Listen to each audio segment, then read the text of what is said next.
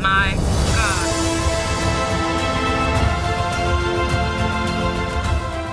That's not enough. You have to create, and it has to be better than what you were disrupting. That's a lot to do with an optimistic attitude after what we've been through. So, get ready. Say Earth is a school. So if Earth is a school, what is the curriculum? What is the common core of the universe? It's got to be starting with something like do no harm. And so many can't get past that they probably do not get to the less important ones.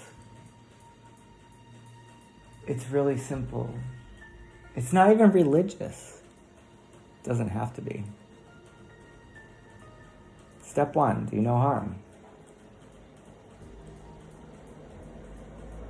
That law of physics comes to mind. An object in motion tends to stay in motion unless acted upon by an outside force. If you're that outside force and you're acting on something else or somebody else in a way that changes their experience, their trajectory, and it's not for the highest good, and you aren't checking to see if it's the highest good, I'm sure that's like you get a B on that assignment. But if you're outright against somebody and your intent is to do harm,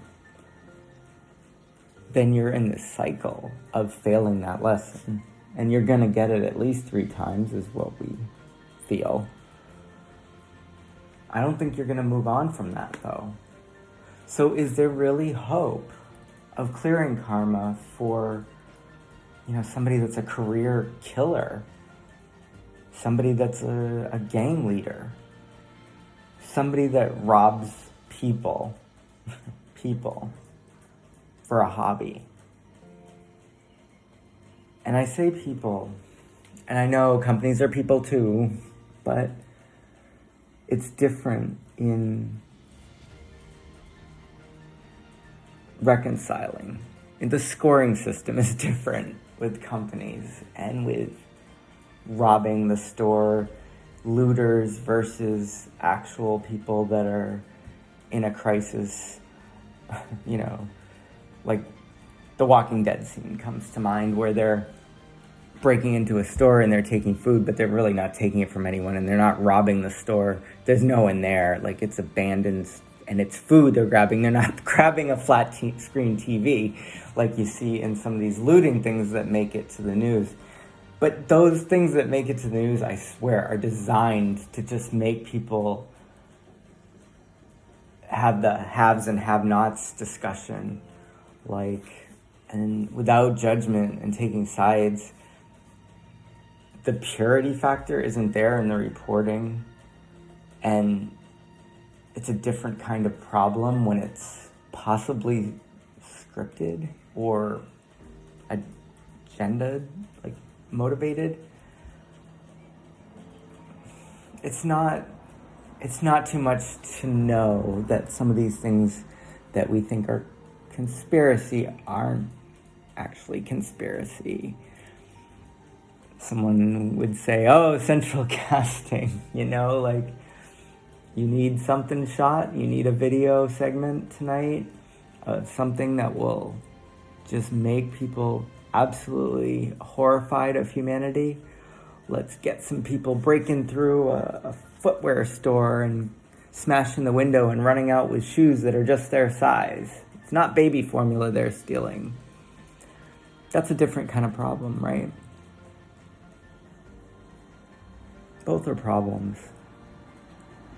But one sends a different tone. And we don't need that. We don't need a slant on it. We can discern for ourselves right and wrong. We all have the right to do that. So, pitching a story the way you are directing reality, I guess is what you would say. It's like when scripted reality shows became a thing. Well, it became less like Big Brother and more like we're going to record 60 hours and cherry pick the things that fit what we want that showcase what we want, that have the people that are most interesting from the 60 hours, and we're going to build a story around that. It's very much different than pulling the security cameras, right?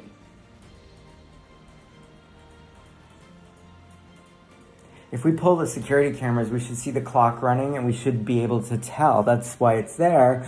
You know, what happened in what order, who did what, when, where, and how. And the different perspectives are because you have different cameras, but they all have the same time running.